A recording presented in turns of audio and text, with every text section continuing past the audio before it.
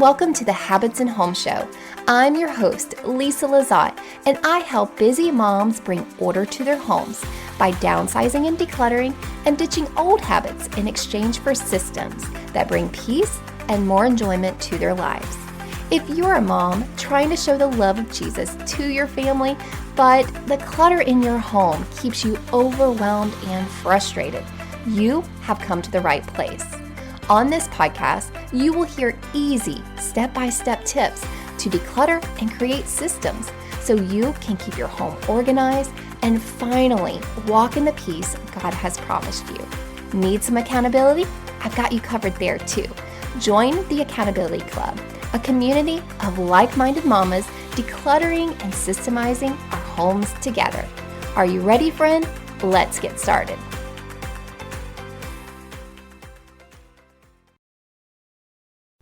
Hey friend, and welcome to the show. Today I'm talking about easy daily routines for ADHD moms and how to get clarity over your daily flow. Now, before I dive into this topic, I want to encourage you to go ahead and take some action in your home. It's so much easier to initiate a task or to get some things done when you're listening to someone who inspires you.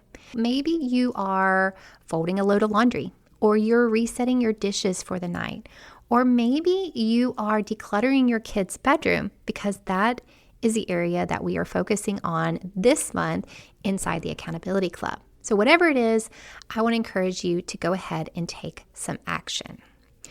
All right, our daily flow. What does that actually mean? Well, I like to describe my daily flow, how I move through my house throughout the day.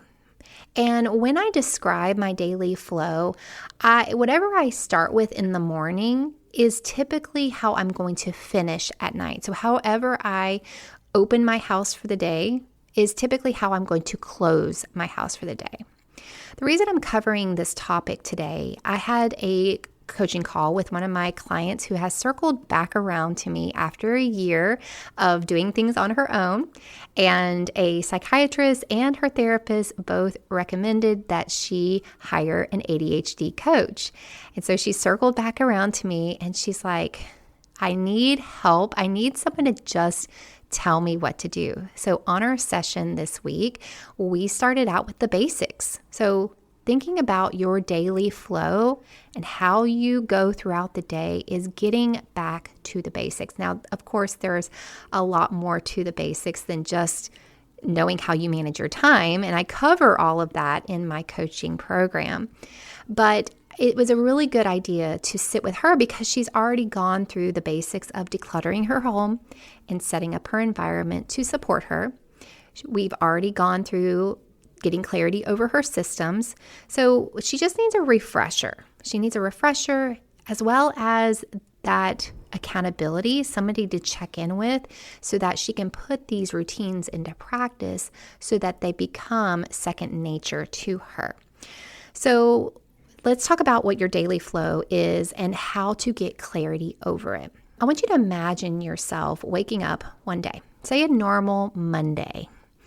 Where do you start your day? Well, if you are like me, you start it in the bedroom.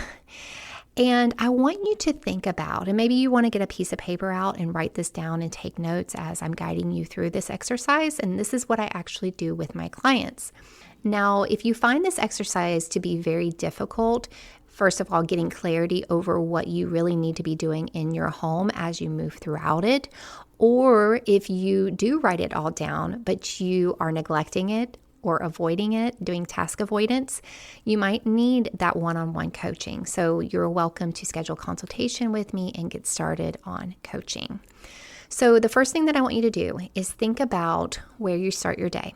Of course, it's probably going to be in your bedroom. When you wake up, what are 3 tasks before you leave your bedroom that you want to complete or you need to do to reset your bedroom for that morning? Typically, I like to make my bed. So I'm going to share with you what my 3 tasks are before I leave my bedroom. So I wake up, I make my bed, I get dressed, I put my clothes away. That is my bare minimum 3 task. Make my bed, get dressed, put my clothes away. Make my bed, get dressed, put my clothes away.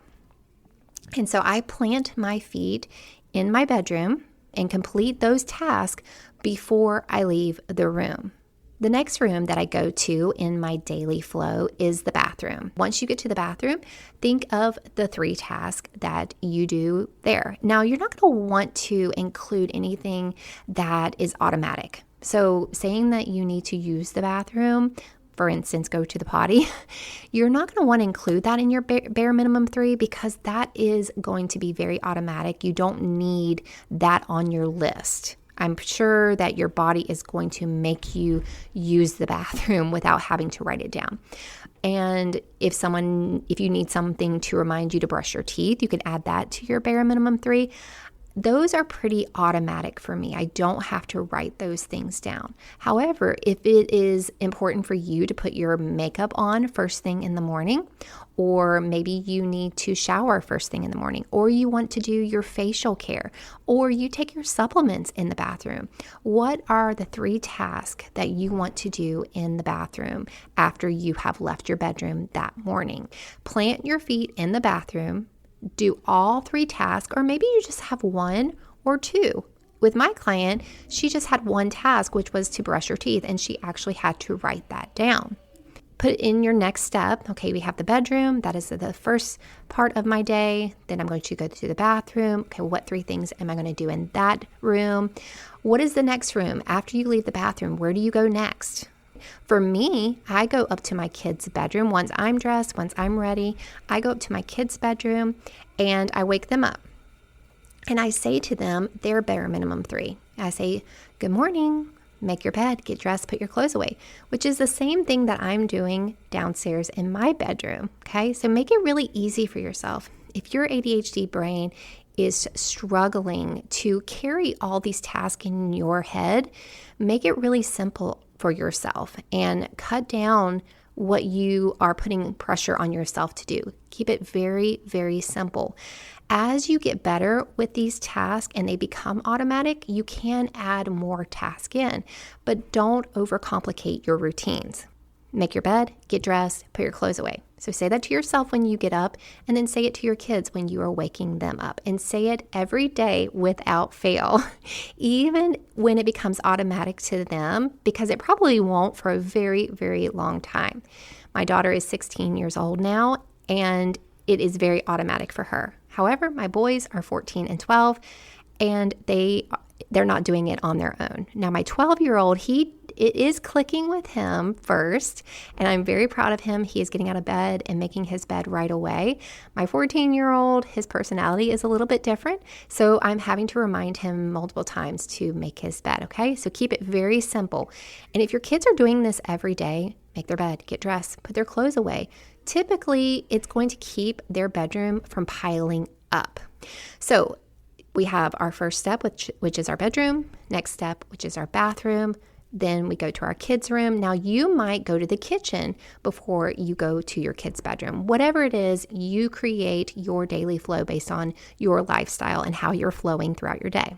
So for me, I go to my kids' bedroom to the kitchen because now they are up and going. I don't have to hold their hand as much getting ready. So now I can go down into the kitchen and I can do the 3 bare minimum tasks that I need to do for the morning, which is to make their breakfast, make their lunch, and then resetting the kitchen before we leave for the day. Okay, so I'm planting my feet in each room and I'm making sure that those 3 bare minimum tasks are complete so that I am not ping-ponging around my house, getting distracted, leaving things undone. I am completing each and every bare minimum 3 set of tasks in their entirety before I leave that room. Now, if you can envision that, I want you to envision what that looks like in your home. What would that mean to you if you were able to have that self-control, that self-regulation, controlling your mind, taking captive your thoughts so that they're not scrambling all over the place, thinking about the million things that you need to do, but you're putting them in their proper place when you should think about them.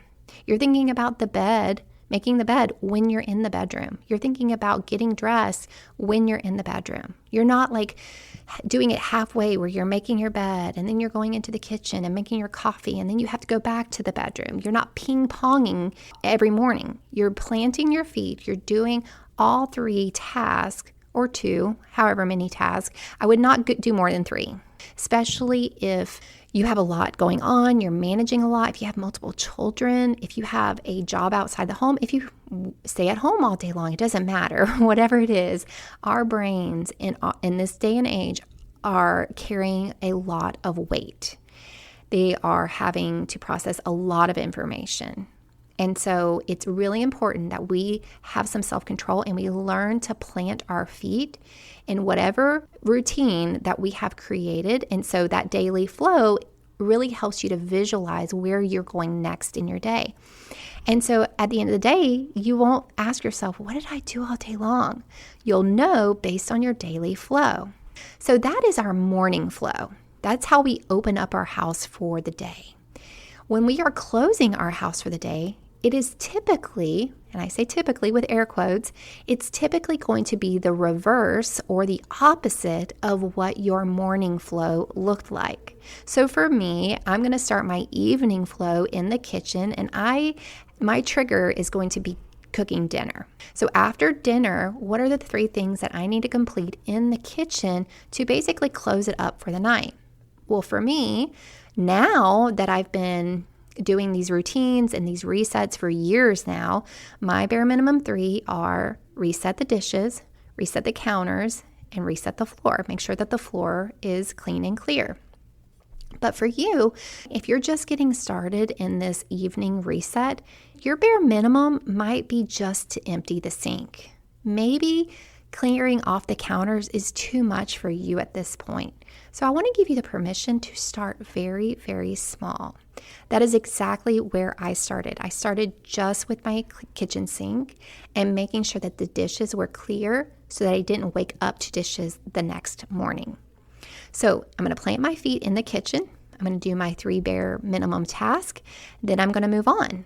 I do hang out in my living room in the evening, but my living room, I really don't consider it a part of my daily flow because it's so minimal.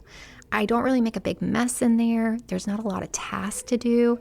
Now, if I do hang out on the couch, I might have a blanket, I might have a pillow, but those are very, very easy to reset for me. So I don't want to use that area or that spot in my daily flow to put the living room.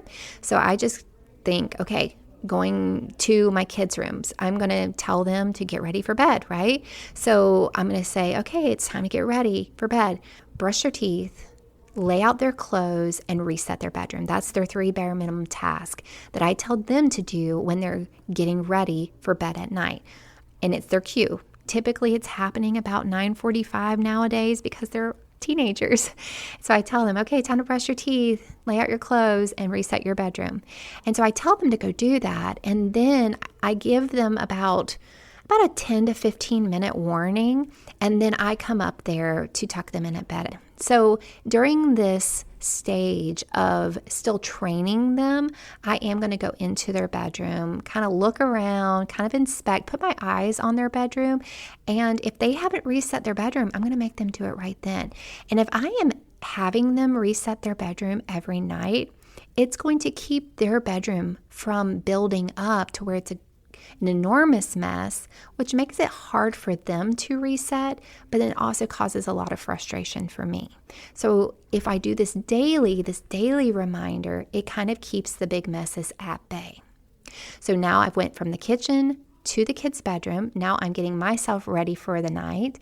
And now I will say, as the kids get older and they stay up, I typically will get my shower, and sometimes they'll just come kiss me goodnight and put me to bed, and then they'll go put themselves to bed, especially if they're kind of dawdling around and dragging their feet to put them to bed. Now, thankfully, we do have screen time, so they have nothing to do other than to go to bed, so I'm not really worried about them staying up. And typically, my kids go to bed because they are tired. So after I've put them to bed or they've kissed me goodnight, I go in, I'm going to the bathroom. I'm doing my evening routine of self-care in the bathroom, and I hang up my towel. My clothes, when I'm taking care of my dirty clothes, they go right into my dirty clothes hamper that is in my closet, which I have established a laundry system, which is working fabulous. And I share that with all my clients and hold them accountable and help them get clarity over that. Okay, so then after the bathroom, where's the last step is my bedroom. And if it's my night that if it's my day that I'm doing my own laundry, that's typically when I quickly put my clean clothes away.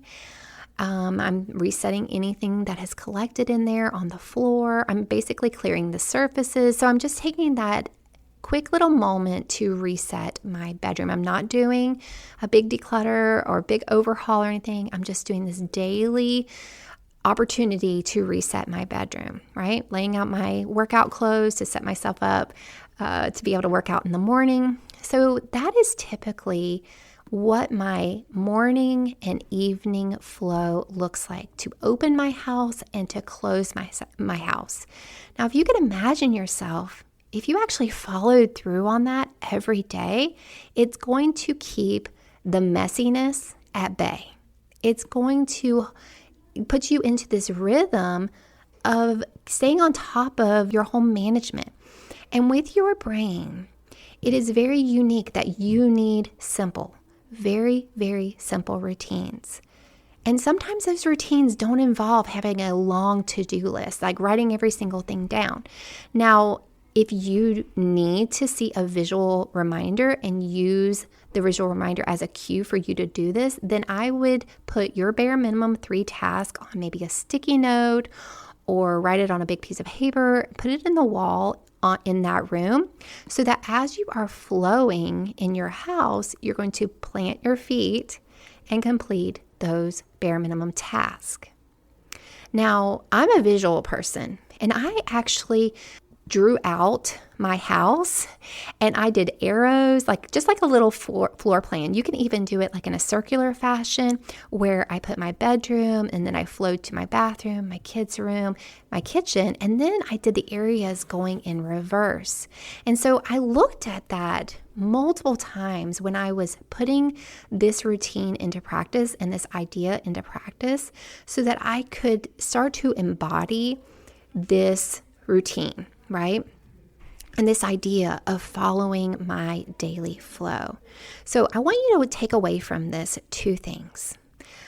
And I want you to start using this vocabulary, my daily flow. Ask yourself, what is my daily flow? Or say to yourself, I'm following my daily flow. Okay, so that's the one set of vocabulary that I want you to start using in how you're speaking, your daily flow. The other thing that I want you to remember is plant my feet. I'm going to plant my feet. And don't let yourself overcomplicate it. Like when it feels very simple and very minimal, your brain is going to start questioning if this is enough. And I want you to trust that yes, it is just enough. It's going to take care of you. It's going to take care of your family. And it's going to help you manage your home in a way that provides peace to your life. All right, friend, I hope you enjoyed this and got something from it and that you're actually going to apply it to your life today. Now, if you need more help beyond just this podcast, if you need someone to coach you, to help you get clarity over your routines and over your systems, if you need someone to hold you accountable for decluttering your house and setting up your environment so that it supports you in a way that you can actually follow through on these daily routines, then I want to invite you into coaching with me. I have 2 opportunities for that. You can either hop inside the Accountability Club, which is very affordable, but you do have to share coaching time with other women in there, which they're great. Or you can work with me one-on-one, and we will meet 1 day a week for 12 weeks, and I will hold you accountable to achieving your goals. If you're interested in either one of those, you can find the links below in the show notes. All right, friend, I will see you right here next time on the Habits and Home Show. Hey, friend, before you go, I wanted to tell you more about the Accountability Club. Each month, we'll tackle a new space in our homes and work together to declutter and set up systems so we can easily maintain order without getting overwhelmed. You'll get a new decluttering tutorial each month, the coaching and accountability you need to actually follow through, and encouragement without judgment from other Christian moms in a safe environment. And guess what? The entire club is off of social media, so you don't have to worry about distractions the world may throw at you. Sweet friend, if you're feeling stuck in your decluttering journey, this is the place for you. Click the link below to try out the Accountability Club and start decluttering today.